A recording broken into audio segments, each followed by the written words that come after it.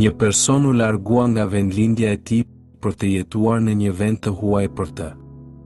Aty, ai dha testet e nevojshme dhe dorëzoi dokumentet për të marrë leje qëndrimi të përhershëm në atë vend. Pas disa vitesh, personi e mori lejen e qëndrimit të përhershme në atë vend dhe kështu mundi të jetonte atje si shtetas.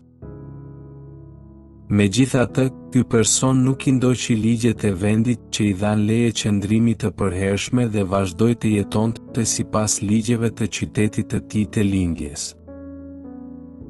Dhe ai nuk i pranoi zakonet dhe kulturën e atij vendi. Kështu që fëmijë i tij e pyeti: "Ti more një vizë qëndrimi të përhershëm sepse doje të jetoje në vendin ton. Pse pra nuk i ndjek ende ligjet dhe kulturën e vendit ton?"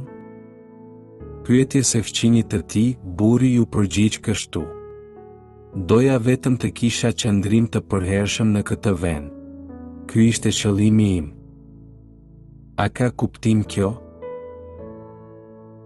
E njëjta gjë vlen edhe për të krishterët. Ne kemi fituar privilegjin për të qenë të krishterë, do me thënë privilegjin për të bërë fëmijë të Perëndisë. Për më tepër, ky privilegji nuk u fitua nëpërmjet përpjekjeve tona, por u mor vetëm me anë të hirit. Pra, a duhet të kënaqemi vetëm me këtë privilegji dhe të jetojmë? Jo. Një person që e ka fituar atë privilegji duhet të jetojë një jetë që i përshtatet atij privilegji dhe duhet të jetojë me një identitet që i përshtatet atij privilegji.